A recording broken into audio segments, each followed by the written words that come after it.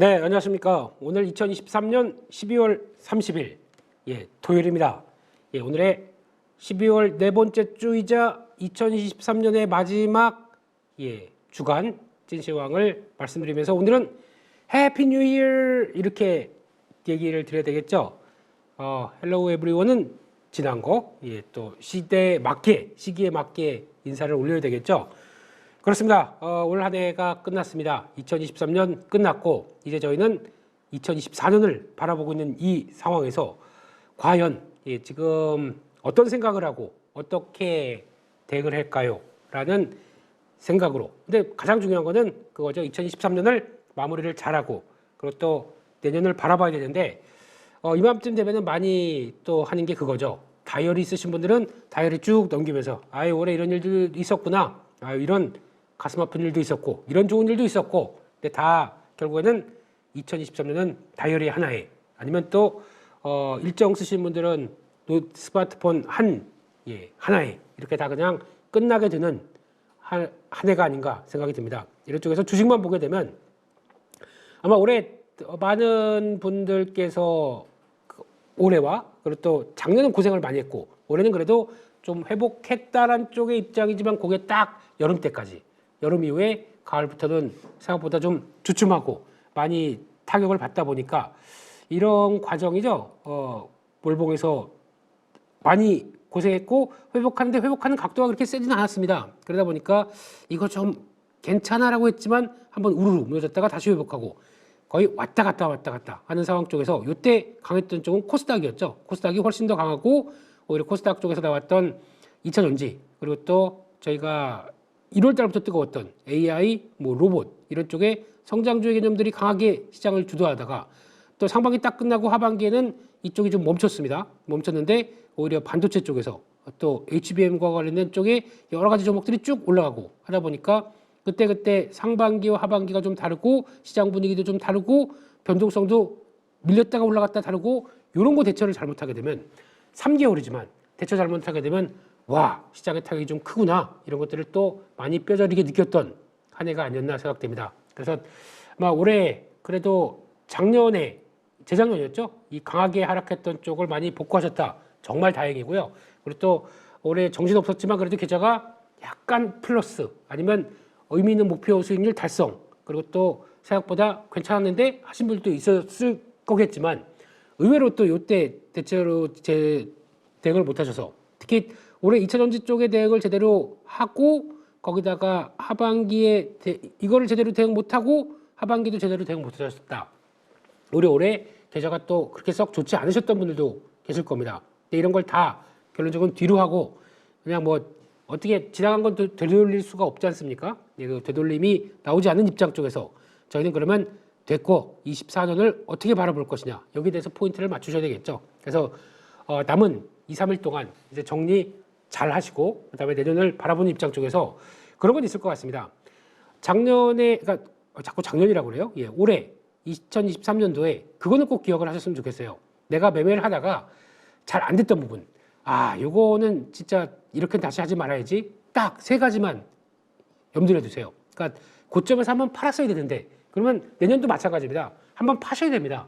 파시고 그다음에 다시 대응하는 게 맞습니다. 한국 시장의 특징 그냥 위쪽으로 이렇게 쭉 갈 때는 좋은데 이게 쉽게 나오는 때입니까? 벌써 지나고 나면 3년 전 얘기가 될 수밖에 없었잖아요. 이런 때 나왔던 거 이런 거를 기억하고 이번에도 쭉 내려갈 때는 못 팔았던 또 다른 후회와 아쉬움.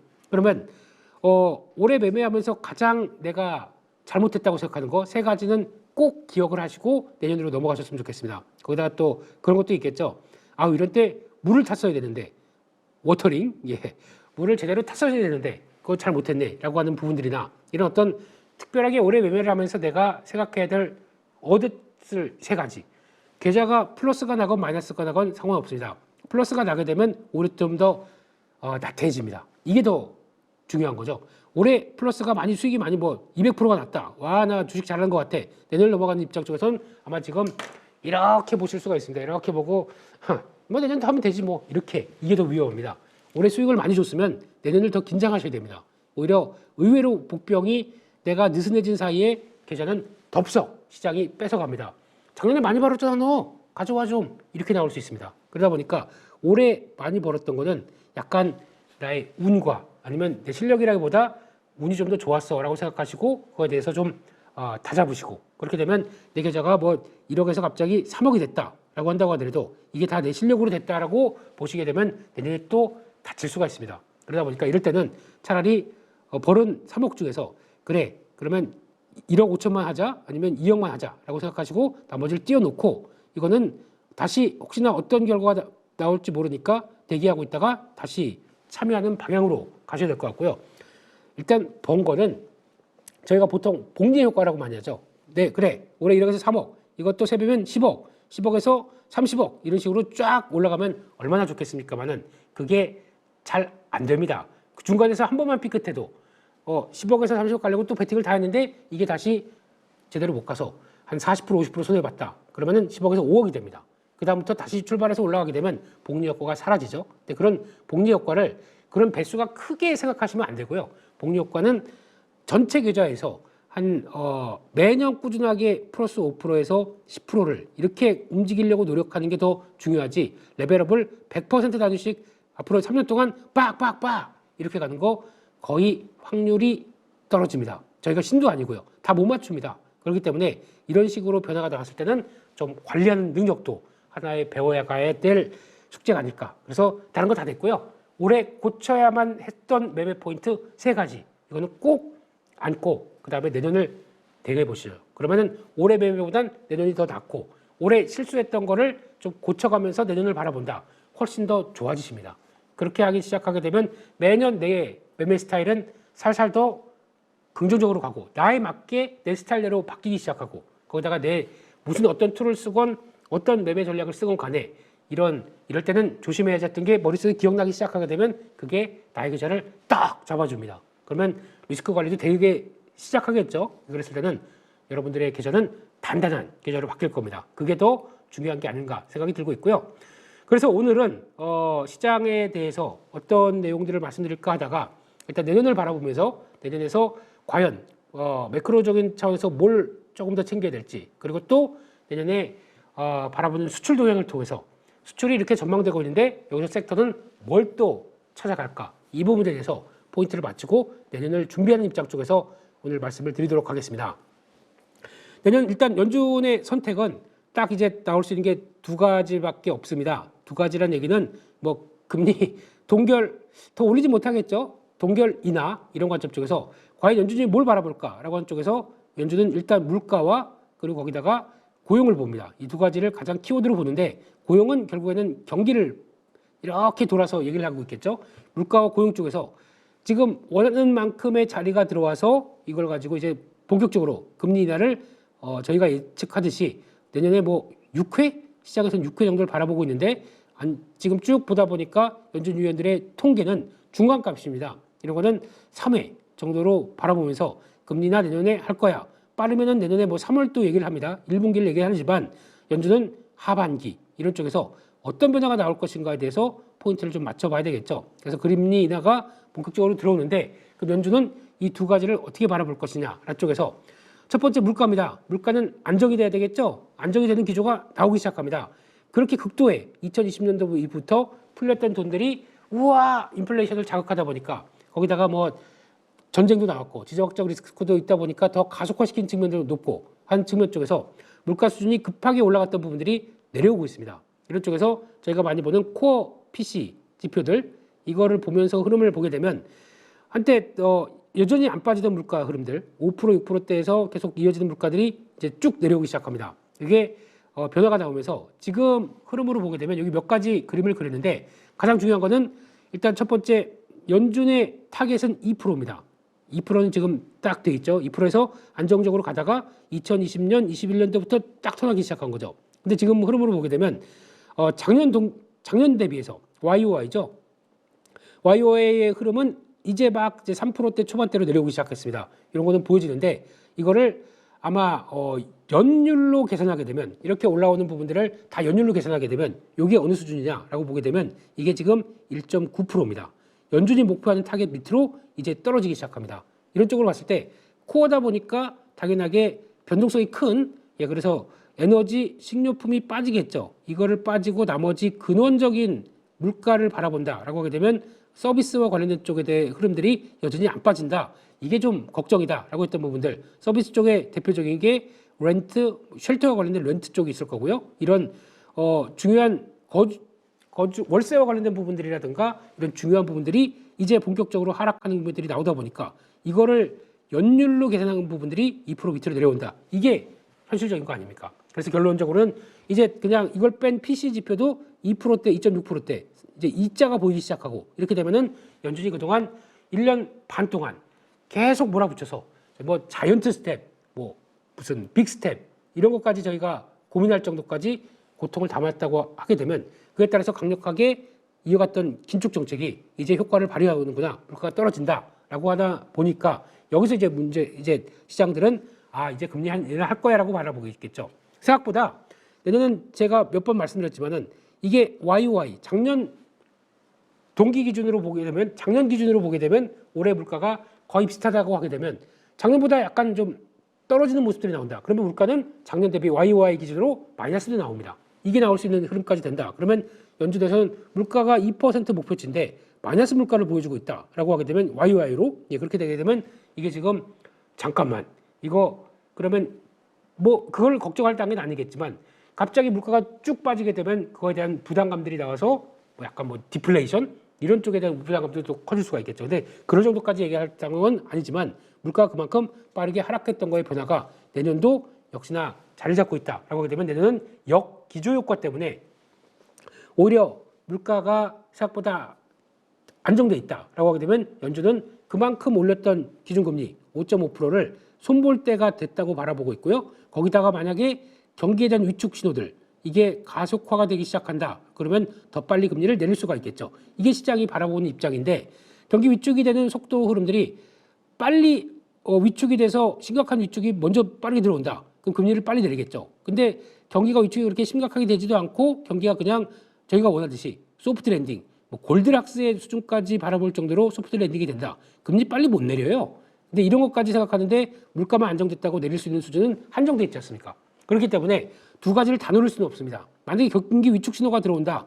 빠르고 강한 뭐 2008년도 금융위기처럼 뭐 메가톤급의 뭐가 딱 들어온다. 그러면은 일단 충격은 받죠. 충격은 받는데 그게 한 1개월에서 3개월 정도 시장은 뭐 우르르 밀리는데 그러면 안 되겠다. 금리 빨리 내리기 시작하겠죠. 그러면은 오히려 이게 호재냐 악재냐. 한 3개월만 고생하게 되면 오히려 유동성이 확 커지는 거 가지고 또 호재로 받아들일 수도 있지 않을까요? 근데 요 3개월들이 무척 고통스러워서 그렇겠죠. 2008년도 금융위기 때 봤던 그런 패턴들처럼. 근데 그게 없이 나온다. 그러면 소프트 랜딩으로 간다.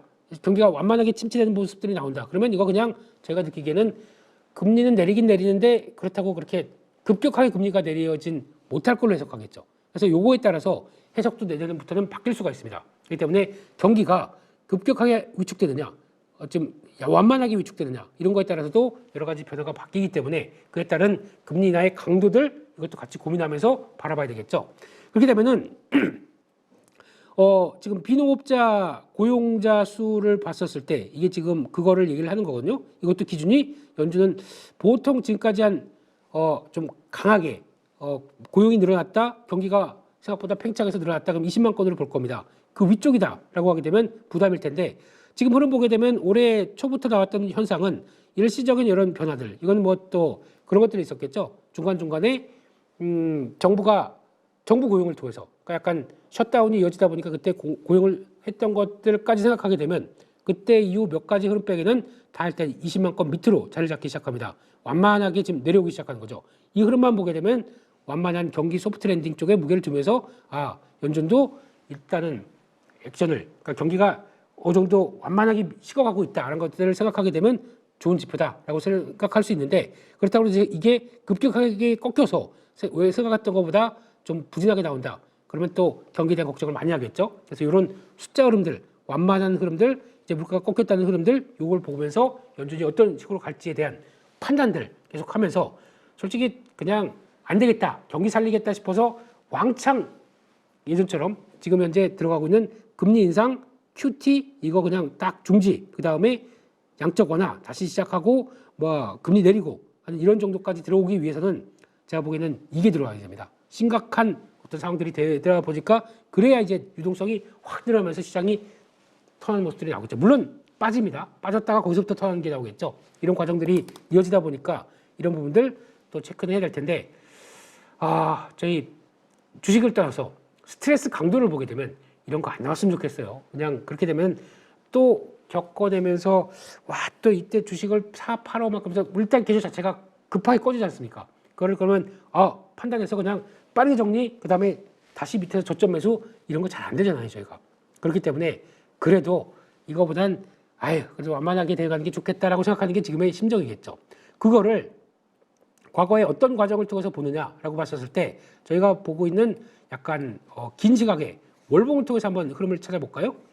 예, 월봉이 아니라 연봉입니다. 네, 좀 길게 코스피 연봉추이. 이거 긴 거죠. 네, 이거를 보게 되면 일정하게 어떤 패턴이 나오는 거 혹시 안 보이시나요? 네, 대한민국 증시는 일단 기다리고 나게 되면 연봉 같은 거 이렇게 장기평을 딱 보면서 그래, 자 봐라, 장기 투자를 했었을 때 좋은 점들이 이거다 얘기할 수 있는 게 이거죠. 기다리게 되면 지수와 똑같이 움직인다. 그러면 뭐 10년 전에 샀으면 당연히 제일 높은 때 샀다고 하더라도 2050전에 샀다고 하더라도 2010년대 초반에 지금 기다리게 되면 2612야. 벌써 지수만 30% 올랐어 라고 얘기할 수 있는 수준이 됩니다. But 저희가 지수 갖고 투자합니까? 지수가 아니라 해당되는 종목들 갖고 투자하는데, 그럼 이렇게 장기적으로 우상향이 딱 될 만한 종목들 뭐가 있을까요? 찾으라고 하게 되면 잘 그렇게 눈에 안 들어오는데요. 네, 그렇다는 얘기는 지금 시장에서는 그건 지수와 이 종목들을 총합된 모습이고, 어떤 종목들은 한때 2010년도에 위쪽에 있다가 시가총액 밑으로 떨어진 종목도 있을 거고, 거의 잠잠했다가 이제 올라오긴 올라오는데 제대로 그만큼의 반영이 안 된 종목도 있을 거고, 여러 가지 종목들 한 2,700, 800개 종목들이 다 포함되면서 이런 식으로 왔던 거 아닙니까? 근데 그 중에서 종목의 선택이 달랐으면 지수의 흐름은 완만하게 우상이었다고 하더라도 못 따라갑니다. 그게 현실인 거죠. 그러다 보니까 결론적으로는 여기서 봐야 될 것 중에 하나가 그겁니다. 그러니까 월봉상으로 큰 폭의 하락이 오기 시작, 연봉상으로 어떤 한 해에 큰 폭의 하락이 나온다. 그 다음 연도에 여지없이 올라갑니다. 이때 보게 되면 Y2K 버블 때였었죠. Y2K. 그리고 이때는 어땠냐면은 2008년도 금융위기. 큰 폭의 하락이 나왔었죠. 그럼 그 다음 연도 보세요. 바로 돌려버리죠. 이쪽도 큰 폭의 연봉이 나왔다. 뭐 이쪽도 마찬가지긴 하겠지만 연봉 나왔다고 돌리긴 합니다만 약간 정체가 들어가죠. 이쪽도 올랐는데 그 다음 바로 이게 2018년도 그 무역전쟁 이어진 시기죠. 그때 쭉 밀렸다가 그 다음 연도에 회복하면서 올라오는 시기였습니다. 근데 그때 또 뭘 만나냐면 코로나19를 만났죠. 코로나19 같은 경우 연봉상으로는 그때 무지막지하게 컸죠. 이때 저점이 대충 1,500, 고점이 거의 2,900. 지수가 폭이 2배가 날 정도로 엄청 크게 움직였었죠. 그런 쪽인데 결국에는 이쪽도 마찬가지로 2022년도 금리 인상기 이런 식으로 어떤 변화가 크게 나와서 시장이 충격을 받는다. 그러면 너무 두려워하지 마시고 충격은 오히려 기회다. 그러니까 항상 저희가 쓰는 게 위기는 기회다. 연봉 보게 되면 딱 나오지 않습니까? 이런 쪽으로 보게 되면 일단 저희가 할 수 있는 전략은 차라리 그냥 그래 시장 크게 밀려라. 밀리면 너무 고통스럽고 힘들지만 그 다음 연도는 분명히 재밌는 결과를 가져올 것이다 라고 보게 되면 이런 변화가 나왔다는 거. 그래서 올해도 이런 변화가 나오면서 거의 과거 위기와 비슷한 흐름들, 위기 나와서 크게 밀리면 바로 올라간다라는 쪽에 대한 흐름들을 보여줬다고 봅니다. 그러면 이제 이때부터 이제 봐야 될 부분들의 하나는 내년은 어떻게 될까요가 이제 첫 번째겠죠. 첫 번째, 내년은 이 패턴 그대로 이어간다 그러면 저희가 많이 얘기하면서 이어지는 단계, 레벨업 되는 단계, 여기서 나오는 요 고점에 만들어진 저항대 보게 되면 왜 2850을 그렇게 많이 하느냐? 여기입니다. 요 저항입니다. 요 저항이고 이 채널에 대한 저항입니다. 그러다 보니까 2850을 일단 저항으로 보죠. 여기서 중요한 거 하나 말씀드릴까요? 2024년도 전망. 세계 증권사는 벌써부터 틀렸습니다. 네. 2024년도 전망을 보면서 상단부를 뭐 증권사 있어요? S증권, N증권, H증권, 하나증권, 네, 패스. 네. 2650 여기를 상단으로 보더라고요. 네. 넘어갔습니다. 네, 2655입니다, 벌써. 네. 상당 부분 2023년도부터 넘어갔는데, 네. 상당 부분 대부분 보니까 2200에서 2650 정도를 보고 조금 더 쓴 데가 2850 중간에 있고 2900이 제일 최고점이고 그렇습니다. 다시 한번 강조드리지만 증권사 전방들 맞춘 걸 본 적이 네. 뭐 그중에 한 증권사 맞췄다라고 뭐 연말에 뭐 대소특필 되는 경우도 있었는데 밴드가 이런 식으로 나온다? 다 틀립니다. 밑으로도 갈 수 있고 위로도 갈 수 있다는 한국의 드라마틱한 변동성 생각하게 되면 벌써부터 틀린 증권사 나왔다는 얘기죠. 그래서 2850이 왜 중요하느냐라는 쪽으로 봤었을 때는 이 자리가 의미 있는 자리다. 이거 한번 보셨으면 좋겠고 그러면은 제가 또 기억을 할게.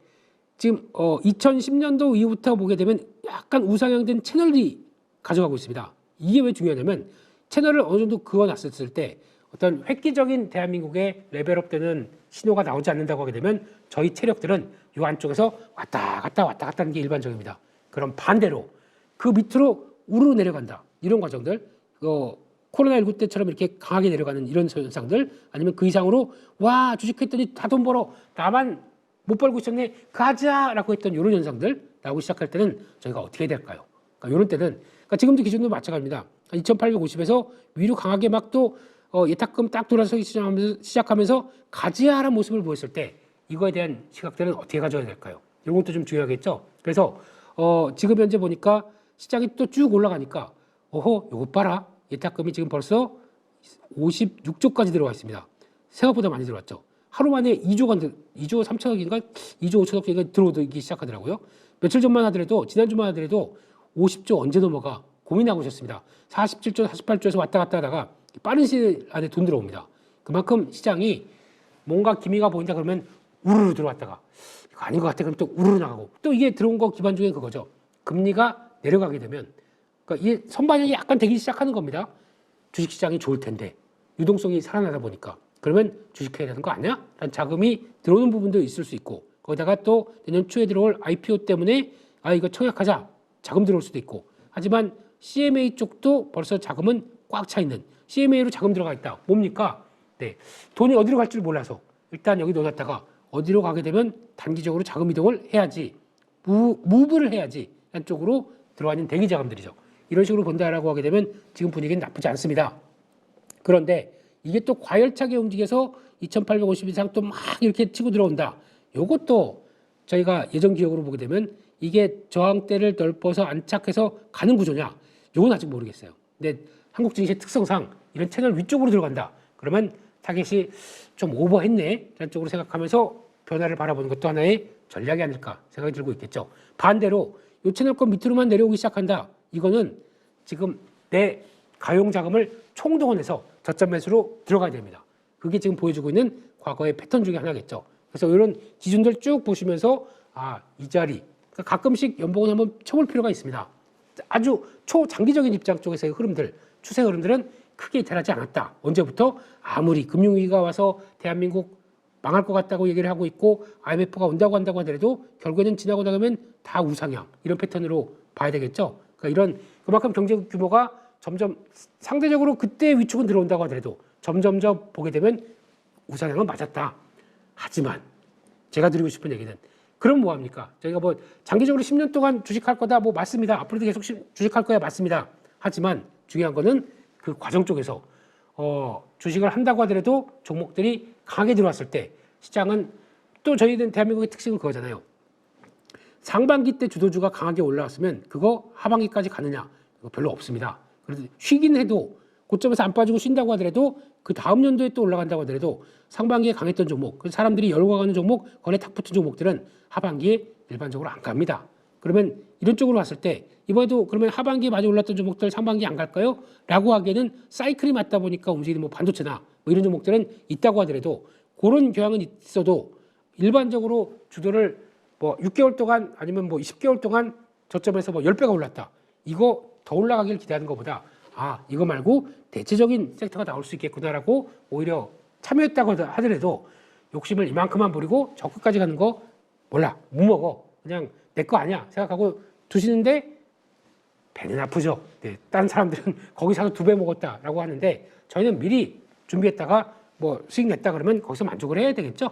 그런 쪽으로 봤었을 때도 마찬가지로 주도 섹터가 그렇게 다재다능하게 변화무쌍한 모습으로 나오기 시작하면서 대한민국 시장을 이끌고 있기 때문에 그런 쪽에선 첫 번째는 고점에 물리지 말자가 첫 번째, 두 번째는 보통 보면 근데 그때 다 추천을 해요. 보통 항상 뭐 이 섹터가 좋은데 벌써부터 여기서 움직이고 있는데 중간 이상쯤 쪽에서 뭐 새로운 요거 되면서 아 이게 좋은 섹터인 것 같처럼 저희들 막 나와서 얘기하시는 분들이 상당히 많습니다. 또 유튜브도 보게 되면 그런 자극적인 문구로 그때 막 또 얘기를 해요. 그거는 어떻게 보면은 미리 준비했던 사람들의 영역이고 큰 그림상에서는 그 섹터가 먼저부터 움직이고 있었는데 거기다가 숟갈 들이미는 거는 또 아닐 수가 있다. 아니게 되면은 최근에 많이 올랐다 그러면 저희가 안 하면 됩니다. 근데 왜 굳이 꼭 그걸 거기서 얘기를 해서 딱 고점 잡게 만드는 이런 것도 좀 경계를 하셔야 됩니다. 제게 아니라고 생각하게 되면 아니면 되고 아 그래도 해보겠다 싶으면은 비중 조절해서 딱 들어갔는데 아니다 싶으면 또 나와야 되겠죠. 내가 알고 있는 손절 라인 분명히 잡아놓고 좀 올라왔다는 종목들은요. 근데 그거 못했다가 고점에서 딱 물리게 되는 이런 거는 저는 이제 하지 마시죠. 예. 내게 아니겠다 싶으면은 다른 쪽을 준비하는 것도 하나의 전략이 아닌가 생각이 들어서 그런 관점 쪽에서 여러 가지 흐름들도 찾아가 보자라고 말씀을 드려야 될 것 같고요. 그래서 그런 어떤 장기봉에서의 어떤 변화들 계속 또 생각해 보시고 앞으로의 2024년도뿐만 아니라 앞으로의 흐름들이 어떻게 갔을 때는 저희도 이렇게 대응을 해보자라는 쪽에서 포인트를 맞춰서 말씀을 드렸습니다. 다음으로 보게 되면 수출 동향을 통해서 여러 가지 아이디어를 한번 찾아보겠습니다. 내년에 2024년도 한국 수출 보니까 일단 월별 수출은 바닥을 찍고 돌아가는 모습들이 올해 상반기에 나왔고요.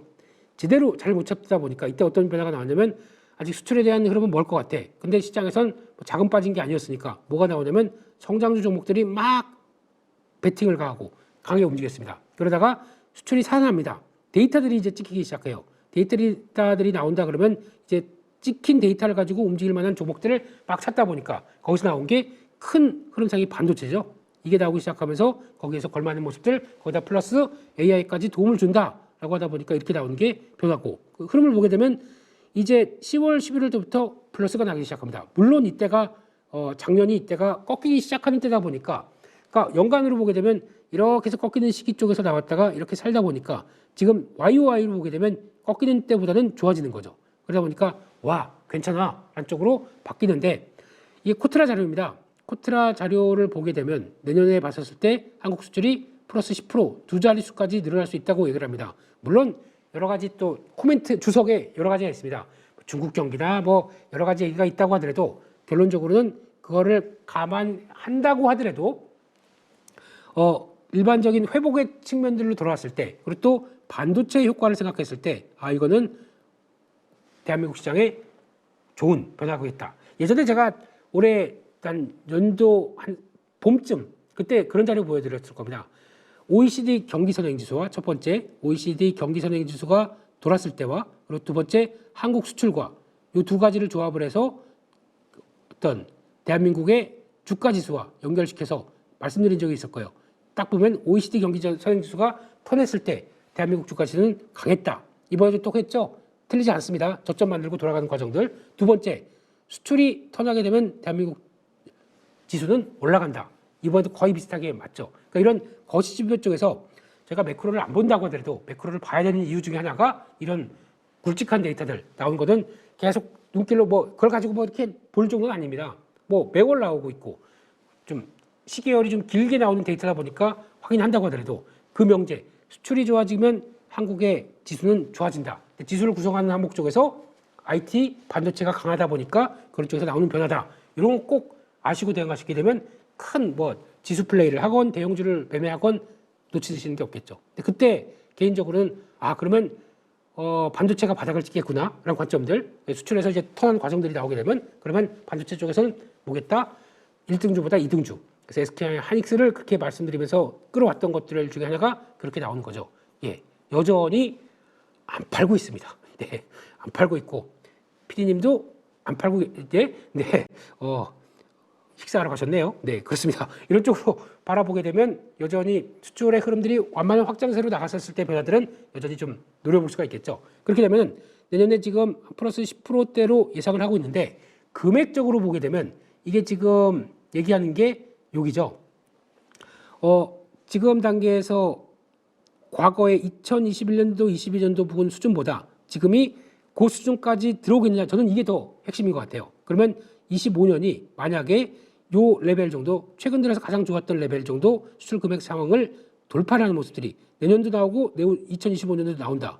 그러면 양적인 볼륨업이 나온 겁니다. 그러면 기업들로 보게 되면 실적이 과거에 2020년도, 21년도보다, 그러니까 21년도, 22년도보다 실적이 더 좋아지는 국면들이 나오겠죠. 물론 이제 아직까지 금리가 본격적으로 인하가 되는지 안 되는지 모르다 보니까 인하가 되기 시작하면서 비용들이, 금융 비용이나 여러 가지 비용들이 떨어지기 시작하게 되면 오히려 매출이 늘어나는데 거기서 나오는 코스트가 떨어진다라고 하게 되면 영업 레버리지 효과가 더 나올 수 있는 거죠. 매출도 늘어나고 있기 때문에 코스트마저 떨어져 줍니다. 그러면 기업들의 실적은 확. 그래서 아마 지금 내년을 바라보면서 대한민국 기업들 50% 영업이익이 늘어난다라고 전망을 깔면서 움직이는데 이게 어떻게 보면은 매크로 환경들이 이렇게 변하기 시작하면서 나오게 되면 가능성이 완전히 떨어지지 않을 수도 있겠습니다. 그런 것도 보게 된다라고 되면 그래서 그렇구나 라는 점도 염두를 하면서 보셔야 되겠죠. 그것도 하나 체크할 요인이라고 봐야 될 것 같고요. 권역별 수출을 한번 보겠습니다. 권역별 수출에서 다 됐고 가장 여기 보게 되면 요거 흐름을 보니까 대폭 증가가 10% 이상입니다. 소폭 증가가 한 자릿수, 현상 유지는 그냥 강보합 정도, 소폭 감소, 대폭 감소 이렇게 돼 있죠. 대폭 감소가 나오는 거는 10% 이상 하락한다는 얘기입니다. 이걸 보게 되면 그러면 두 자릿수 이상 좋아질 때가 어딨냐? 적어도 여기가 타겟이겠죠. 소폭 증가와 대폭 증가 같이 이어지는 쪽들을 포인트를 맞춘다라고 하게 되면 지금 기점에서 대폭 증가가 딱 하나 보입니다. 어디죠? 중동입니다. 고유가에서 흑자 재정 나온대요. 에너지 인프라 프로젝트 가속화된다고 합니다. 그러면 인프라를 중심으로 여기도 또 마찬가지로 재정이 좋아지다 보니까 국민들도 약간 좀 살만 나기 시작하겠고 인프라도 나오기 시작하고 뭘까요? 여기 들어가는 핵심이 이것도 저희가 많이 알고 있는 네옴시티. 근데 이거는 이제 뭐 하도 오래된 테마다 보니까 그렇다고 하더라도 이거와 연관될 수 있는 여러 가지 인프라 정책, 또 에너지 정책 이에 따라서 수혜를 받는 쪽들 이것도 생각을 해봐야 되겠죠. 그러다 보니까 그거 나올 수 있는 여러 가지 단서들 중동도 원자력을 한다고 하지 않습니까? 벌써 저희가 진출해서 아랍에미리트 같은 경우도 지금 들어갔죠. 예, 그러면서 이런 것들을 보게 되면 인프라가 확대가 되면서 나올 수 있는 변화 이것들 관련된 종목들 몇몇 떠오르는 섹터들이 있죠. 이런 것도 같이 에너지 인프라 이런 쪽들 생각하게 되면 의외로 이런 쪽도 좋아진다라고 나오다 보니까 만약에 건설주 입장으로 본다고 하더라도 건설주가 PF 때문에 고생한다고 하더라도 이거 안 되겠어. 해외로 나가야겠어. 라고 성과가 또 나올 수도 있겠죠. 이런 부분들과 함께 들어가는 크게는 피팅 밸브 이런 쪽도 다시 변화가 될 수가 있겠고요. 또 아니면 에너지 쪽을 더 강화시키고 이걸 또 수출을 유럽 쪽으로 바꾼다. 그러면 그에 따라서 나올 수 있는 조선 쪽도 영향을 끼칠 수가 있겠고 이런 여러 가지 부분들이 하나의 테마가 나올 수가 있기 때문에 중동이 투자가 늘어난다. 이것도 하나의 아이디어로 삼아야 되지 않나 생각되고 있고 그 밖에 지금 다 대부분 보게 되면 내년에 전망하기는 다 소폭 증가합니다. 조금씩 다 큰 폭은 아니지만 예전 같은 경우 작년은 북미가 대폭 증가했습니다. 이게 왜냐하면 리쇼어링 정책에 따라서 북미에 대해서 투자가 많아진다라는 쪽인데 올해는 소폭 증가로 바뀌었네요. 그러면 북미, EU, 일본, 중국마저도 소폭 증가로 나오네요. 올해 중국은 소폭 증가가 아니라 아마 소폭 감소 쪽으로 나왔을 겁니다. 이런 게 바뀌기 시작했다는 거 이것도 보시면서 CIS라고 하는 유럽 쪽만 빼고는 대부분은 다 좋아지는 걸로 봐야 되겠네요. 그렇게 이어지는구나 라고 해석을 해야 될 것 같고요. 그러면 두 번째 섹터별 수출 전망을 본다라고 하게 되면 이것도 체크해야 되겠죠. 딱 들어오는 게 반도체입니다. 반도체가 그럴 수밖에 없겠죠. 벌써 디램 고정 가격을 보게 되면 가장 최근에 좋았던 게 이건 8기가 4기가 정도일까요? 이건 모르겠는데 디램 같은 경우가 이제 변화가 들어오기 시작하면서 원래는 4달러까지 갔었죠. 이게 쭉 빠지다가 이제 10월 달부터 1.3달러 저점으로 1.5달러. 근데 이거 별로 안 중요한 게요. 왜냐면 DDR5로 열심히 바뀌고 있기 때문에 내년 중반 이후부터는 이 표준이 바뀔 겁니다. 그렇기 때문에 이거 올라와서 1.5니까 이제 다시 4달러 때까지 이건 잘 모르겠고요. DDR5가 중심이 돼서 바뀌는 과정들 이거 좀 체크하셔야 되겠죠. 그래서 중요한 게 낸드까지도 들어옵니다. 저희가 지금 D램은 당연히 DDR5와 또 이제 HBM과 또 여러 가지 일반적인 IT 수요들이 다 늘어나기 시작하면서 스마트폰이 내년엔 역성장을 마치고 돌아서기 시작한다. 올해도 한 7% 정도 마이너스였다가 내년은 7% 이상으로 턴한다.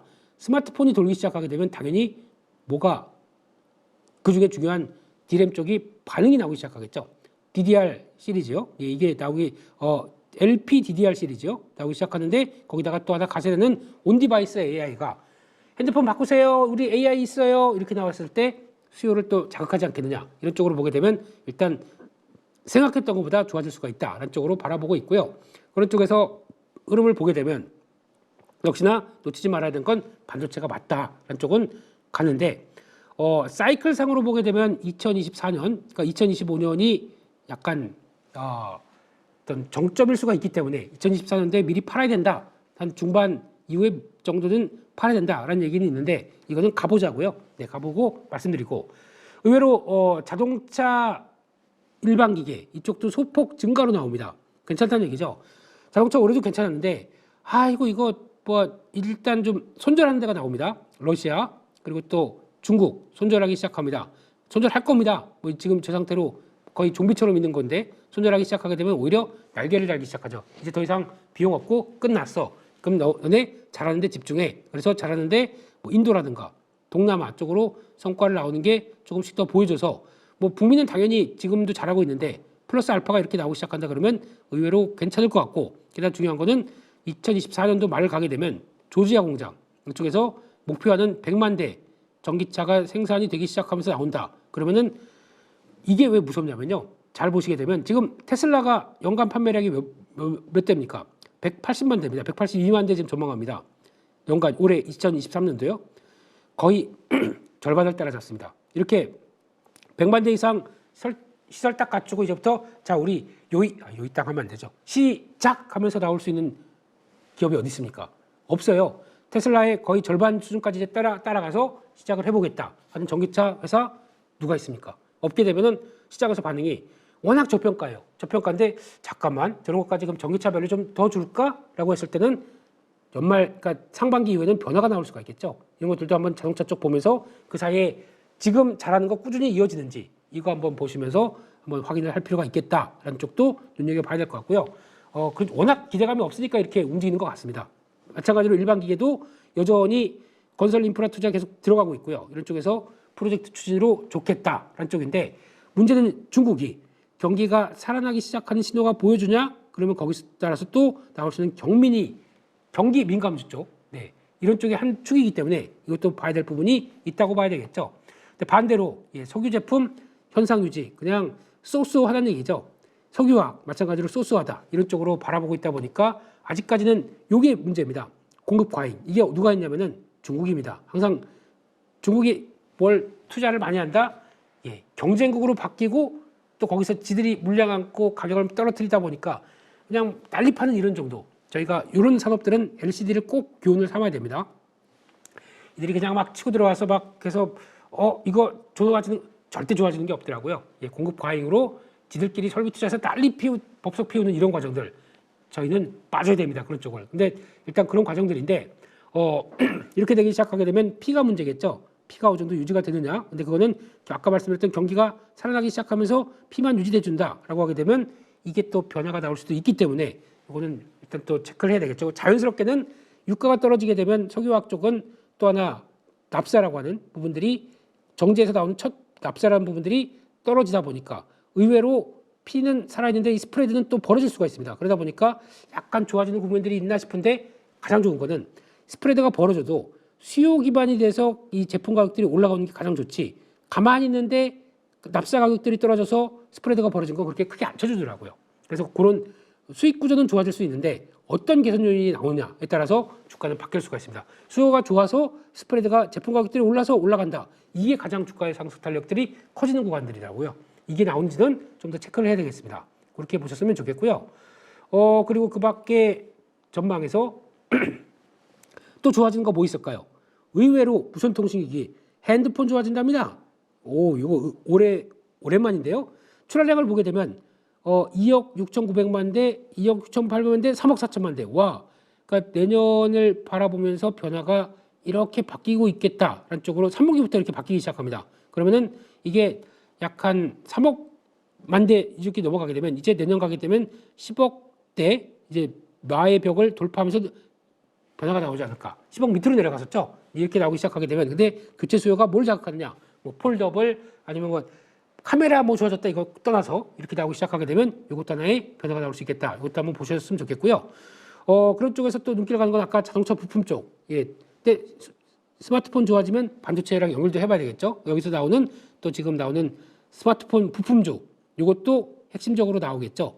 이거 잘 보셔야 됩니다. 지금 미리 잘 견디고 준비했던 설비 투자를 쪽에서 준비했던 회사들이 있습니다. 대표적으로 뭐 캠트로닉스, 자화전자, 세경하이테크 이런 종목들이 뭔가 변화가 나오는 종목들 이런 거 눈여겨봐야 되겠죠. 그래서 하나의 흐름들로 맞추고 할 거 생각하셨으면 좋겠고요. 자동차 부품입니다. 이것도 이제 같이 좋아지게 되면 고생 많이 했다 보니까 변화가 나올 걸로 보고 있는데 그동안 고생 많이 했었던 회사들 뭐 대표적인 뭐 화신, 뭐 성우하이텍 이런 종목들도 약간 고개가 들어가기 시작하는데 개인적으로는 현대위아 많이 보고 있고 뭐 만두 같은 경우도 이제 좀 돌아서야 되지 않나 싶긴 한데 이런 거는 거의 동반적으로 움직이고 있기 때문에 현대기아차의 움직임과 후속 매수세 만들어 가는 과정들 지켜보셔야 되겠죠. 선박은 당연히 저는 개인적으로 봐야 된다고 생각하고 있고요. 실적 자체가 턴어라운드 하는데 거기서 선종, 그러니까 즉 저희가 얘기하는 지금 에너지 쪽에서 나오는 쪽의 변화들 계속 또 다양하게 들어오기 때문에 이것도 추가적인 먹거리로 들어올 수 있겠다라고 하게 되면 선박도 보는 게 맞지 않나. 의외로 디스플레이마까지도 소폭 증가로 나옵니다. 고생이 끝났다는 얘기겠죠. OLED 쪽 계속 관심 있게 봐야 된다라는 쪽으로 보셨으면 좋겠고요. 그 밖에 마지막으로 전망을 흐름을 보게 되면 그 밖에 좋아지는 거 요거 깜짝 놀라실 겁니다. 화장품을 대폭 증가로 보네요. 코트라가 그렇게 얘기하는데 무역을 총괄하는 코트라가 이렇게 보고 있는데 잘 보셔야 되겠죠. 근데 반대로 섬유 현상 유지, 2차 전지 현상 유지 이거는 아직 좀 더 봐야 되겠지만 가전 현상 유지, 화장품은 대폭 증가. 화장품주 지금 정체를 보이고 있습니다. 아까 일반 기계도 소폭 증가인데 일반 기계 쪽에 뭐가 있냐면 변압기가 있겠죠. 거기 포함되는 거니까 그거 인프라 투자와 함께 중동도 투자를 많이 한다. 중동에서 발주 나온다. 이번에 HD 현대일렉트릭에서 들어가는 중동 쪽발 네옴시티 쪽으로 들어가는 변압기 쪽도 수주한 것들 잘 보셔야겠죠. 화장품도 대폭 증가합니다. 네, 이런 식으로 나왔을 때 한류에 따라서 나오는 부분들과 약간 중국 손절, 북미 그리고 일본 거기다가 동남아까지 합쳐지는 이런 변화를 봤었을 때 이게 슬슬 변화가 온다. 요즘 아모레퍼시픽 보셨습니까? 지금 한때는 중소형 쪽으로 가다가 아모레퍼시픽이 탁 턴해서 이제 비용을 어느 정도 커버하면서 해외 쪽의 지역 다변화가 성과가 나오겠다라는 쪽으로 나온 게 대표적인 주자가 아모레 아퍼. 예, 그동안 아팠어요. 아팠다가 이제 바뀌기 시작하는 아모레퍼시픽. 이것도 눈길을 가면서 봐야 되겠죠. 역시나 시장에서 관심이 없는데 지금 레벨업된 실적에서 약간 정체돼 있다가 다음 변화가 나온지 이것도 체크를 해야 되겠죠. 네.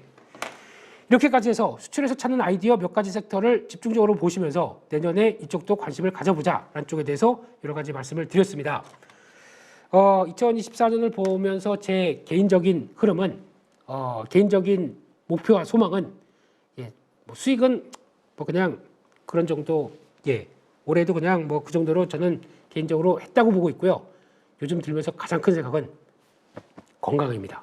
이게 우선인 것 같더라고요. 그렇게 돼야 이게 기반이 돼서 돈을 벌어서 행복한 것보다 내가 잘 그대로 유지가 되는 상황에서 건강한 사운드 바디, 사운드 머니 이렇게 나가기 시작하겠죠. 그래서 내년도 꼭 건강 챙겨주시고요. 저도 수면 부족에서 벗어나서 이제 얼굴 좀 가꿔서 포송포송한 피부로 나와야 될 텐데 또 보다 보면 또 그게 안 돼요. 하지만 내년은 꼭 건강도 관리하면서 또 건강한 투자가 되실 수 있기를 저희 또 다 같이 힘내서 가도록 하시죠. 저희 퍼리로 모니터 또 찐시황은 내년도 쭉 건강하게 쭉 갈 수 있게 대표님이 자르면 뭐 할 수는 없긴 한데 해주시게 되면 같이 여러 가지 투자 아이디어를 찾으면서 또 다양한 얘기 드리도록 하겠습니다.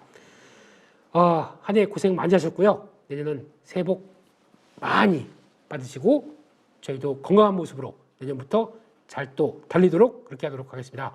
시청해 주셔서 감사합니다. 안녕하세요. 8.15 모니터 가족 여러분, 임수열입니다. 이번에 하나증권과 8.15 모니터기 함께 특별한 이벤트를 진행하는데요. 8.15 모니터 가족분들이 하나증권 신규 계좌를 개설하시면 특별한 혜택을 받으실 수 있습니다. 첫 번째 혜택은요, 국내 주식을 살 수 있는 3만 원을 드립니다. 두 번째 혜택은 하나증권과 함께하는 8.15 머니쇼 초청 받으실 수 있는 초청권입니다. 8.15 머니쇼는 특별한 강사진들에 의해 진행되는 프리미엄 세미나로 매회 500분을 초대해서 진행할 예정입니다. 그 외에도 소수점 주식 혜택을 드릴 거고요. 하나증권 계좌를 처음 만드는 분이라면 누구나 신청 가능하십니다. 이제 혜택 받는 방법 알려드리죠. 영상 하단부 더보기란에 기재된 링크를 통해 신청하시면 됩니다. 반드시 더보기란 링크를 통해서 계좌를 개설해야 이 혜택을 받을 수 있으니 유의해 주시기 바랍니다. 하나증권과 8.15 머니톡이 함께 주식으로 하나 되다. 8.15 머니톡 가족 여러분의 많은 참여 부탁드립니다.